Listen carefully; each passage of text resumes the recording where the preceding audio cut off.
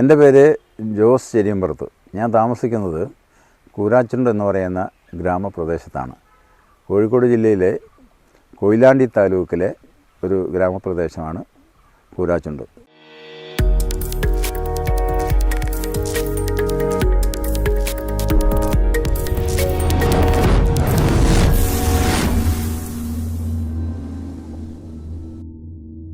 ഒരു പരീക്ഷണം എന്നുള്ള നിലയ്ക്കാണ് ഞാൻ ഈ ചോളകൃഷി ആരംഭിച്ചത്. ചോളകൃഷി ആരംഭിക്കാനുള്ള പ്രധാനപ്പെട്ട കാരണങ്ങളിൽ ഒന്ന്, ഞാൻ കോഴി ഫാം 2010 ആരംഭിച്ച കോഴി ഫാമിൽ കോഴിത്തീറ്റയ്ക്ക് ഒരു കാലത്ത് ഷോർട്ടേജ് വന്നു കഴിഞ്ഞപ്പോൾ കോഴിത്തീറ്റയുടെ പ്രധാനമായിട്ടുള്ള അതിൻ്റെ ബേസായി ഉപയോഗിക്കുന്ന ചോളപ്പൊടി, അതിനകത്തേക്കുള്ള ആവശ്യത്തിനുള്ള ഇൻഗ്രീഡിയൻസ് ചേർത്തിട്ടാണ് അത് ഭക്ഷ്യ സമൃദ്ധമാക്കുന്നത്, കോഴിക്ക് കൊടുക്കാനുള്ള തീറ്റ ഉൽപ്പാദിപ്പിക്കുന്നത്. അപ്പോൾ അങ്ങനെ വന്നു കഴിഞ്ഞപ്പം എന്തുകൊണ്ട് നമുക്ക് ഈ ചോള ഇവിടെ ഉണ്ടാക്കിക്കൂടാ എന്ന ഒരു ആലോചന വരികയും ആ ആലോചനയുടെ ഭാഗമായാണ് ഇത് കൃഷി ചെയ്യാൻ വേണ്ടിയിട്ടുള്ള ഒരു അനുകൂല സാഹചര്യത്തെ പറ്റി ആലോചിക്കുകയും അതിനൊരു അവസരം ഒരുങ്ങുകയും ചെയ്തത്. കഴിഞ്ഞാൽ ഞാനൊരു 2 സെൻറ്റിൽ സാമ്പിൾ എന്നുള്ള നിലയ്ക്ക് ചെയ്തു. ഈ പ്രാവശ്യം അത് 10 സെൻറ്റായിട്ട് വർദ്ധിപ്പിച്ചിട്ടുണ്ട്. മോശമില്ലാത്ത രീതിയിൽ ഒരു കായ്, പിന്നെ ഒരു 200 ഗ്രാം തൂക്കം ഉള്ള കാകളാണ് ഇതിൻ്റെ അകത്ത് കൂടുതലും ഉണ്ടായിട്ടുള്ളത്. പ്രത്യേകിച്ചൊരു ട്രീറ്റ്മെൻറ്റ് ഞാൻ ഈ ചോള കൃഷിക്ക് വേണ്ടി ചെയ്തിട്ടില്ല.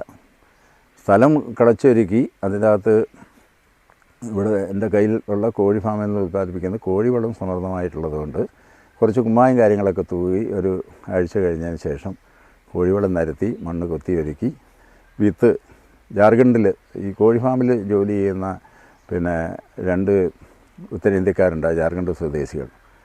അവർ നമ്മുടെ കൃഷിയോടുള്ള താല്പര്യ ഏർപ്പാട് കാര്യങ്ങളൊക്കെ മനസ്സിലാക്കുകയും ഇവിടുന്ന് നാളികേരത്തിൻ്റെ വിത്ത് ഞാനങ്ങോട്ട് കൊടുത്തപ്പോൾ അവരോട് പറഞ്ഞു, നിങ്ങളുടെ നാട്ടിൽ കൃഷി ചെയ്യുന്ന എന്തെങ്കിലും ഒക്കെ ഉണ്ടെങ്കിൽ കൊണ്ടുപോകാൻ വേണ്ടി പറഞ്ഞപ്പോൾ അവർ കൊണ്ടുവന്ന ചോള വിത്ത് ഉപയോഗിച്ചിട്ടാണ് ഇത് ചെയ്തിട്ടുള്ളത്.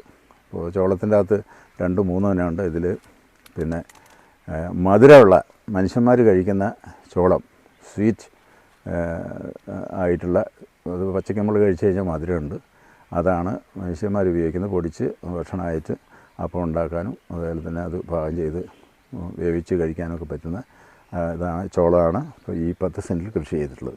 മറ്റൊന്ന് കമ്പച്ചോളമാണ്. കമ്പച്ചോളം എന്ന് പറഞ്ഞു കഴിഞ്ഞാൽ അത് കൂടുതലും പശുക്കൾക്കും അതുപോലെ തന്നെ കോഴികൾക്കൊക്കെയുള്ള ഭക്ഷ്യ ഉൽപ്പാദനത്തിന് വേണ്ടിയിട്ട് ഉപയോഗിക്കുന്നതാണ്. അതും ഇതും കണ്ടു കഴിഞ്ഞാൽ വ്യത്യാസമില്ല. കണ്ടാൽ നമ്മളിപ്പോൾ വാഴയിലെ പിന്നെ ഞാലിപ്പൂവനും അതുപോലെ തന്നെ മൈസൂർ പൂവനും പോലുള്ള വ്യത്യാസം, ഇതിനെപ്പറ്റി കൃത്യമായി അറിയാത്ത ആളുകൾക്ക് എല്ലാം വാഴപ്പഴമാണ് എന്ന് പറയുന്ന പോലെ തന്നെയാണ് ഈ ചോളത്തിലെയും ഈ വ്യത്യാസം. ചോളത്തിൻ്റെ കൃഷി എന്ന് പറഞ്ഞാൽ ഇത് ഒരു 100 ദിവസം ആയിട്ടുണ്ട്. അത് കഴിഞ്ഞ ആഴ്ച വേണമെങ്കിൽ ഇത് മൊത്തം ഇത് പറിച്ച് കൊടുക്കാമായിരുന്നു. അപ്പോൾ ഞാനിത് ഇങ്ങനെ കുറച്ചും കൂടി വിളഞ്ഞോട്ടെ എന്ന് വിചാരിച്ചിട്ടാണ് നിൽക്കുന്നത്. ഇത് വിത്തായി ഉപയോഗിക്കാൻ ഒന്നും കൂടി വരും. പല ആളുകളും ഇത് വിവരം അറിഞ്ഞിട്ട് ഇത് അന്വേഷിച്ചിട്ടുണ്ട്. ഇത് ഈ ചോളത്തിൻ്റെ പൂവാണ്, ആൺപൂവാണിത്. ഇതാണ് പിന്നെ കായായി മാറുന്ന ഇതിൻ്റെ പൂവ്. ഇത് പെൺപൂവാണ്. ഈ പെൺപൂവിൻ്റെ മുകളിലുള്ള ഇത് നൂല് പോലെ ഉണ്ടാവും. അതിൻ്റെ മുകളിലാണ് ഇതിൻ്റെ സ്റ്റിഗ്മ എന്ന് പറയുന്ന സാധനം ഉണ്ടാവുക. ചെറിയൊരു സ്പോട്ട് പോലെ ഉണ്ടാവുള്ളൂ. ഈ ആൺപൂവിൻ്റെ പൂമ്പൊടി ഇതിലേക്ക് പറ്റിച്ചു കൊടുത്തു കഴിയുമ്പോഴാണ് ഇത് ഫുള്ളായി കാ പിടിക്കുന്നത്. ഇത് കാറ്റിൽ, ഇതിപ്പോൾ ഇങ്ങനെ ഈ ചെടികളിങ്ങനെ അടുത്ത് നിൽക്കുന്നത് കൊണ്ട് ഇത് കാറ്റിൽ ഉലഞ്ഞിട്ട് അതിൻ്റെ പൂമ്പൊടി ഈ കായിലേക്ക് വന്നിട്ടാണ് ഇതിൻ്റെ പോളിനേഷൻ നടക്കുന്നത്. പോളിനേഷൻ കൃത്യമാണെങ്കിൽ മാത്രമേ ഇതിൽ നിറച്ചും കാ പിടിക്കുകയുള്ളൂ. അപ്പോൾ ചെടികൾ ഒരു 5-6 വെക്കുന്നതെങ്കിൽ അത് നമ്മൾ ക്രോസ് ചെയ്ത് കൊടുക്കണം. അതായത് ഇതിൻ്റെ പോളൻ ഗ്രെയിൻസ് ഈ ചെടിയിലേക്ക് വരണം. അങ്ങനെ ചെടിയിലേക്ക് വന്നെങ്കിൽ മാത്രമേ ഇതിൽ ഈ കാ ഫലപ്രദമായി ഉണ്ടാവുകയുള്ളൂ. ഇത് പച്ച മൂത്ത് കഴിയുമ്പോൾ ഇത് പച്ചയ്ക്ക് പറിച്ചിട്ട് വെറുതെ അടിച്ച് വേണമെങ്കിൽ തിന്നാം. മസാല വെച്ചിട്ട് തേച്ചിട്ട് അത് പുഴുങ്ങി തിന്നുന്നവരുണ്ട്. ഉണക്കിയിട്ട് ഇത് പൊടിച്ച് നമുക്ക് അപ്പം കാര്യങ്ങളൊക്കെ ഉണ്ടാക്കാം. നല്ല ഭക്ഷ്യയോഗ്യമാണ്. ഇത് വളരെ പ്രോട്ടീൻ എൻറിച്ചഡാണ്. ഇത് പറയുന്നത് എനിക്ക് വലിയ കൂടുതലൊന്നും അറിയില്ല, പക്ഷേ ഞാൻ മനസ്സിലാക്കിയത് ഇത് പ്രമേഹ രോഗികൾക്ക് ഏറ്റവും ഫലപ്രദമാണ് എന്നാണ്. ഇതിൻ്റെ അകത്ത് ഷുഗറിൻ്റെ അംശം ഉണ്ടാവില്ല അത്രേ. അത് പറ്റിയൊന്നും എനിക്ക് അധികാരമായിട്ട് പറയാൻ ഞാനാളില്ല. പക്ഷേ അറിഞ്ഞ വിവരം ഷെയർ ചെയ്തതന്നേ ഉള്ളൂ. ഇനി ആരെങ്കിലും ഇനിയിപ്പോൾ ഇത് കണ്ടിട്ട് അഭിപ്രായ വ്യത്യാസം പറഞ്ഞാൽ നമുക്ക് അതിനെപ്പറ്റി കൂടുതൽ പോകാം. ഇതുണ്ടോ, ഇതാണ് ഇതിൻ്റെ ഇതാണ് ഇതിൻ്റെ ഈ സ്റ്റിഗ്മ അടക്കമുള്ള പെൺപൂവിൻ്റെ തലയാണിത്. ഇതിലേക്കാണ് ഇത് പോളിനേഷൻ വന്നിട്ട് ഇത് ചെയ്യേണ്ടത്. ഇത് നല്ല ഭാഗമായിട്ടുള്ള നല്ല സാധനമാണ്. ഇതിൻ്റെ ഈ നേരത്തെ ഞാൻ പറഞ്ഞ കമ്പച്ചോളം എന്ന് പറഞ്ഞു, കമ്പച്ചോളത്തിൻ്റെത് പിന്നെ ഇങ്ങനെ ഞെരിഞ്ഞിട്ടല്ല ഉണ്ടാവുക. അത് കുറച്ചും കൂടി കട്ടയായിട്ട് ഉണ്ടയായിട്ടായിരിക്കുക. ഏതാണ്ട് ഒരു പല്ലിൻ്റെ ഷേപ്പാണ് ഉണ്ടാകുക. ഇതിങ്ങനെ ഞെരിഞ്ഞിട്ടാണ് ഉണ്ടാകുക. ഇതാണ് ഇതിൻ്റെ വ്യത്യാസം. ചോളത്തിൻ്റെ കൃഷി എന്ന് പറയുന്നത് നമുക്കൊരു 90-100 ദിവസം കൊണ്ട് നമുക്കിതിൻ്റെ വിളവെടുപ്പ് നടത്താം. അപ്പോൾ ഞാനിവിടെ ചെയ്തത് ഞാൻ ചെയ്യുന്ന കൃഷികളെല്ലാം ഏതാണ്ട് ജൈവ മാതൃകയിലാണ് ചെയ്യുന്നത്. രാസവളങ്ങളൊന്നും ഉപയോഗിക്കാറില്ല. കോഴി വളം ഇഷ്ടം പോലെ ഉള്ളതുകൊണ്ട് നിലമൊരുക്കി ഒന്നോടൊപ്പം തന്നെ കോഴിവളം മൊത്തം സ്ഥലത്ത് മുഴുവൻ വെതറും. അപ്പോൾ അതിന് മുന്നേ ഒരു 10 ദിവസം മുന്നേ കുമ്മായം മേടിച്ചിട്ട് നീറ്റിയൊക്കെ മേടിച്ച് അത് നീറ്റി അത് വെതറും. ഒരു 10-15 ദിവസം കഴിയുമ്പോൾ ആണ് കൊത്തി ഇളക്കി മണ്ണ് നന്നായി പൊടിച്ച് ഇത് ചെയ്തിട്ടുള്ളത്. അപ്പം നടുന്ന സമയത്ത് ഇതിൻ്റെ അകലം 2 വിത്തുകൾ തമ്മിലുള്ള അകലം ഒരു 30-40 സെൻറ്റിമീറ്റർ ആവുന്നതാണ് ഏറ്റവും ഉചിതം. അപ്പോൾ കായുടെ വലുപ്പത്തിനും അതേപോലെ തന്നെ ചെടികളുടെ വളർച്ചയ്ക്കും ആ ദൂരമാണ് നന്നായി ഉതകുക. അപ്പോൾ നടുമ്പോൾ എന്ന് പറഞ്ഞു കഴിഞ്ഞാൽ ഇത് നട്ടത് കയറ് പിടിച്ചിട്ട് ഏതാണ്ട് തുല്യ അകലത്തിൽ കണക്കാക്കിയിട്ടാണ്. ബെഡെന്ന് പറഞ്ഞാൽ ഇത് കുറച്ച് വീതിയുണ്ട്. വീതി കുറച്ച് കഴിഞ്ഞാൽ കുറച്ചും കൂടി നല്ലതായിരിക്കും. ഇത് ഏതാണ്ട് ഒരു 12 അടി അകലത്തിൽ ബെഡ് എടുത്തിട്ടാണ് ചെയ്തിട്ടുള്ളത്. അങ്ങനെ പ്രത്യേകിച്ച് വേറെ ഒരു കാര്യവും ഇത് ചെയ്തിട്ടില്ല. മഴ നന്നായിട്ട് കിട്ടിയതുകൊണ്ട് നനയ്ക്കേണ്ടി വന്നിട്ടില്ല. അല്ലെങ്കിൽ നനച്ചു കൊടുക്കുന്നത് ഉചിതമാണ്. ഈ പ്രാവശ്യത്തെ കാലാവസ്ഥ നന്നായിട്ട് മഴ ഈ ഡിസംബറിലടക്കം മഴ പെയ്തുകൊണ്ട് നനയ്ക്കേണ്ട കാര്യം വന്നില്ല. അതുകൊണ്ട് തന്നെ എൻ്റെ വളർച്ച നന്നായി നനയ്ക്കാൻ എന്ന പ്രയാസം മാറി. അത് നട്ട സമയവും ഇത് കറക്റ്റാണ്. അപ്പോൾ അതുകൊണ്ട് മോശമില്ലാത്ത രീതിയിൽ വിളവുണ്ടാവുകയും ചെയ്തു. അപ്പോൾ ഇത് കൂടുതൽ കെയർ ചെയ്ത് കഴിഞ്ഞാൽ ഇപ്പോൾ ഈ ചെടിയിൽ ഇതിപ്പോൾ 1 മാത്രമേ ഉള്ളൂ. 4 എണ്ണം വരെ ഈ ചെടിയിൽ ഇതേപോലെ കായ ഉണ്ടാവും എന്നാണ് പറയുന്നത്. ഇത് 2 എണ്ണം കഴിഞ്ഞ പ്രാവശ്യം ഞാൻ 2 സെൻറ്റ് ചെയ്തപ്പോൾ 2 എണ്ണമൊക്കെ വെച്ചിട്ടുണ്ടായിരുന്നു. പ്രാവശ്യത്തിലൊക്കെ 1 ഉള്ളൂ. കൃഷി എന്ന് പറയുന്നത് നമ്മുടെ കുട്ടികളെ നോക്കുന്ന പോലെ തന്നെ എല്ലാ ദിവസവും വന്ന് ഇതിൻ്റെ ചുവട്ടിൽ വന്ന് പരിശോധന ഏർപ്പാട് കാര്യങ്ങൾ നടക്കുന്നതിനനുസരിച്ചിട്ടാണ് അതിൻ്റെ റിസൾട്ട്. നമ്മൾ അതിനോട് ഒപ്പം എത്ര സമയം ചെലവഴിക്കുന്നോ അതനുസരിച്ച് ഈ കാര്യത്തിൽ വലിയ വ്യത്യാസം ഉണ്ടാവും. അപ്പോൾ നല്ല ശ്രദ്ധയും ശുശ്രൂഷയും ഉണ്ടെന്നുണ്ടെങ്കിൽ വലിയ വളപ്രയോഗങ്ങളൊന്നുമില്ലാതെ കാര്യങ്ങളൊക്കെ നടത്താൻ കഴിയും. ഞാൻ ഇതിനകത്ത് മറ്റ് വളങ്ങളൊന്നും ഉപയോഗിച്ചിട്ടില്ല. ഈ കോഴിവളം അല്ലാതെ മറ്റൊന്നും ഉപയോഗിച്ചിട്ടില്ല. പിന്നെ ഇത് നട്ട് ഏതാണ്ട് 90 ദിവസം ആകുമ്പോഴത്തേക്കും നമുക്കിതിൻ്റെ വിളവെടുപ്പ് ഈ പ്രായം ആകുമ്പോഴത്തേക്കും ഇതിൻ്റെ ഒരു ലൈറ്റ് ചെറുനാരങ്ങയുടെ നിറമായിരിക്കും ഇതിനുണ്ടാവുക. ഇതൊക്കെ നല്ല മൂത്ത് ഇതൊക്കെ ഒരു 10-15 ദിവസം മുന്നേ തന്നെ വെട്ടി ഉണക്കി എടുക്കാമായിരുന്നു. അപ്പോൾ 90 ദിവസം കൊണ്ട് ഇതിൻ്റെ മൂപ്പാവും. മൂപ്പായാൽ നമുക്ക് ഇത് ഉപയോഗിക്കാം. ഇത് 200 ഗ്രാമിൻ്റെ അടുത്തുണ്ട്. ഇത് നന്നായി വളം ചെയ്ത് 500 ഗ്രാം വരെയൊക്കെ വരും എന്നാണ് പറയുന്നത്. അറിയില്ല. അടുത്ത പ്രാവശ്യം ഏതായാലും ഒരു കുറച്ച് ഭാഗം എടുത്ത് ശുശ്രൂഷ കൂടുതൽ ചെയ്ത് നന്നാക്കി എടുക്കാൻ പറ്റുമോ എന്നുള്ളത് ആലോചിക്കണം. ഇത് ഓരോന്നും വിത്താണ്. ഇത് നന്നായി ഉണങ്ങിയതിന് ശേഷം ഇത് വെള്ളത്തിൽ 24 മണിക്കൂർ ഇട്ട് ശേഷം ആണ് ഇത് നടേണ്ടത്.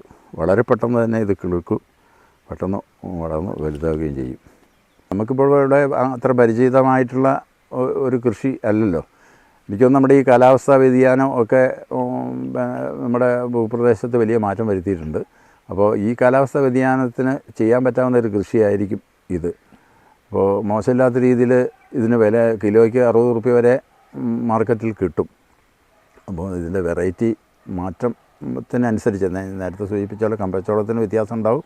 ഇത് കുറച്ചും കൂടി വില കൂടിയ രീതിയിൽ വിൽക്കാൻ കഴിയും. എന്തായാലും ഇതിന് നല്ല ഡിമാൻഡുണ്ട്. ഇപ്പോൾ ഡിമാൻഡ് അനുസരിച്ചിട്ടാണല്ലോ സാധനങ്ങളുടെ വില ഉയരുകയും താഴുകയൊക്കെ ചെയ്യുന്നത്. ഏറ്റവും നല്ല ന്യൂട്രീഷ്യസ് ആയിട്ടുള്ള ഒരു ധാന്യമാണിത്. അപ്പോൾ അതുകൊണ്ട് ഇത് നന്നായി പ്രൊമോട്ട് ചെയ്യാൻ കഴിയേണ്ടതാണ്. ഇത് കൊടുത്തു തീരുന്നതിന് തന്നെ സമീപിക്കുകയാണെങ്കിൽ അത്യാവശ്യം വിത്ത് എന്നുള്ള നിലയ്ക്ക് ആവശ്യക്കാർക്ക് വേണമെങ്കിൽ കൊടുക്കാൻ കഴിയുമെന്നാണ് ഞാൻ പ്രതീക്ഷിക്കുന്നത്. കൃഷി നന്നായി വളരട്ടെ. രാജ്യത്തെ ആളുകളൊക്കെ നല്ല ആരോഗ്യത്തോടുകൂടി ജീവിക്കാൻ കഴിയുന്ന ഒരു ധാന്യത്തെ പ്രൊമോട്ട് ചെയ്യാൻ കഴിഞ്ഞു എന്ന് ഭാവി ചിലപ്പോൾ ഒരുപക്ഷെ പറഞ്ഞാൽ അത് നല്ലതാണല്ലോ. കൃഷിയിൽ നിന്നും ആളുകൾ പുറകോട്ട് അടിക്കുമ്പോൾ ഈ രീതിയിലുള്ള ഒരു പ്രോത്സാഹന ഏർപ്പാട് കാര്യങ്ങൾ വരുന്നത് തീർച്ചയായും നമ്മുടെ സമൂഹത്തോട് ചെയ്യാൻ പറ്റാവുന്ന വലിയൊരു കാര്യമാണെന്നാണ് ഞാൻ വിചാരിക്കുന്നത്. ഈ ചോളക്കൃഷി നമ്മുടെ സംസ്ഥാനത്ത് അങ്ങനെ കാര്യമായിട്ടില്ല. വളരെ ചുരുങ്ങിയ സ്ഥലത്ത് ഇതേപോലെ തന്നെ ചിലർ കൗതുകത്തിനും അതേപോലെ തന്നെ പരീക്ഷണം എന്നുള്ള നിലയ്ക്കൊക്കെ ചെയ്തതായിട്ടുള്ള കാര്യങ്ങളൊക്കെ ഇപ്പം അറിഞ്ഞു വരുന്നതേ ഉള്ളൂ. ഞാൻ പറയുന്നത് ഇത് പരമാവധി ഇത് നമ്മുടെ കേരളത്തിൽ പറ്റാവുന്ന സ്ഥലങ്ങളിലൊക്കെ നന്നായിട്ട് സൂര്യപ്രകാശം ലഭിക്കണം. സൂര്യപ്രകാശം കിട്ടുന്ന മുഴുവൻ സ്ഥലങ്ങളിലും ഇത് നമുക്ക് ചെയ്യാൻ കഴിയും. നല്ല ഒരു ഭക്ഷ്യ ആഹാരമാക്കിയിട്ട് ഇതിനെ മാറ്റാൻ കഴിയും. നമ്മൾ ഈ വിഷം നിറഞ്ഞ സാധനം മേടിച്ച് പിന്നെ മൾട്ടിനാഷണൽ ഹോസ്പിറ്റലുകൾക്ക് വളക്കൂറാകുന്നതിനേക്കാളും നല്ലത് നല്ല ആരോഗ്യമുള്ള പിന്നെ കുഴപ്പമില്ലാത്ത ഇതേപോലുള്ള ധാന്യങ്ങളും അതേപോലെ തന്നെ പച്ചക്കറികളും ഭക്ഷണ സാധനങ്ങളൊക്കെ നമ്മൾ ഉണ്ടാക്കുന്നതാണ് ഏറ്റവും നല്ലത് എന്നാണ് എനിക്ക് പറയാനുള്ളത്. ഇത് എല്ലാം വിളവെടുക്കാൻ ആയതാണ്. ഇതിൻ്റെ ഓല ഇങ്ങനെ ചുമന്ന് തുടങ്ങി കഴിയുന്നത് ഇതിൻ്റെ വിളവ് എടുക്കാനുള്ള സമയം അതിക്രമിച്ചു എന്നുള്ളതിൻ്റെ സൂചനയാണ്. നമ്മൾ ഏത് വിളവിനും വാഴയിലാണെങ്കിലും ഇല നോക്കിയാൽ അറിയാം. ഇല പിന്നെ വാടിക്കഴിയുമ്പോൾ അതിൻ്റെ ഏറ്റവും അവസാനത്തെ ഇല വാടിക്കഴിയുമ്പോൾ അത് പൂർണ്ണമായും മുറിക്കാനായി കൊല വെട്ടാനായി എന്നുള്ളത് മനസ്സിലാക്കുന്ന പോലെ തന്നെ ഇപ്പോൾ ഇതിൻ്റെ എല്ലാം ഇല ഇങ്ങനെ ചുമന്നു. അപ്പോൾ ഇത് കഴിഞ്ഞ ഒരാഴ്ച പിന്നെ തന്നെ വിളവെടുക്കാൻ പറ്റുന്നതാണ്. കൃഷി ഒരിക്കലും നഷ്ടമല്ല. അത് നമ്മൾ കൃത്യമായി പരിപാലിക്കുകയും പിന്നെ വേണ്ട രീതിയിൽ ശാസ്ത്രീയമായി ഉള്ളൊരു സമീപനം കൂടി ഉണ്ടെന്നുണ്ടെങ്കിൽ ഒരു കാരണവശാലും നഷ്ടമല്ല. പിന്നെ ഇതൊക്കെ നടുന്ന സമയത്തും ഇത് വിളവെടുക്കുന്ന സമയത്തും ഇതിൻ്റെ സീസൺ അനുസരിച്ചിട്ട് വേണം ചെയ്യാൻ. അപ്പോൾ വാഴ വെക്കുമ്പോൾ എന്ന് പറഞ്ഞു കഴിഞ്ഞാൽ സീസൺ ടൈമായിട്ടുള്ള ഓണക്കാലം എന്ന് പറയുന്നത് നമുക്ക് കൂടുതൽ മാർക്കറ്റിൽ സാധനങ്ങൾ പച്ചക്കറികളായാലും വാഴക്കൊലകളായാലും ഒക്കെ പോകുന്ന സമയമാണ്. അപ്പോൾ സീസൺ അനുസരിച്ച് ഇതിൻ്റെ കാലദൈർഘ്യം അനുസരിച്ചിട്ട് അഡ്ജസ്റ്റ് ചെയ്ത് ചെയ്യുമ്പോൾ നമുക്ക് പിന്നെ അത് മോശമില്ലാത്ത വിലയ്ക്ക് വിൽക്കാൻ കഴിയും. അപ്പം കൃഷി ചെയ്യുമ്പോൾ പരമാവധി അഡ്ജസ്റ്റ് ചെയ്തിട്ട് കൃഷി ചെയ്യുക. പിന്നെ വ്യവസായ അടിസ്ഥാനത്തിൽ ചെയ്യുമ്പോൾ എന്ന് പറഞ്ഞാൽ കൂടുതൽ കൃഷി ചെയ്യുക. കൂടുതൽ കൃഷി ചെയ്യുമ്പോഴാണ് നമുക്ക് ഒന്നിച്ച് അത് മാർക്കറ്റിലേക്ക് കൊണ്ടുപോകാനും വാഹനങ്ങൾ വെച്ചിട്ടായാലും നഷ്ടമില്ലാത്ത രീതിയിൽ കൊണ്ടുപോകാൻ പറ്റുന്നത്. ഇപ്പോൾ വേങ്ങേരിയിൽ കോഴിക്കോടുണ്ടാക്കുന്ന പിന്നെ പച്ചക്കറികളും വാഴക്കൊലകളൊക്കെ വിൽക്കാൻ വേണ്ടിയിട്ടുള്ള സർക്കാർ സംവിധാനം ഉണ്ട്. അതൊക്കെ നമുക്ക് പ്രയോജനപ്പെടുത്താൻ കഴിയും. കുറഞ്ഞ അളവിലാകുമ്പോൾ അത് നമുക്ക് നടക്കില്ല. അപ്പം കൂട്ടായ ഒരു സംഭവം എന്നുള്ള നിലയ്ക്ക് യോജിച്ച് ചെയ്യുകയാണെന്നുണ്ടെങ്കിൽ നമുക്ക് കാർഷിക ഉൽപ്പന്നങ്ങൾ നല്ല വിലയ്ക്ക് നമുക്ക് വിൽക്കാൻ കഴിയും.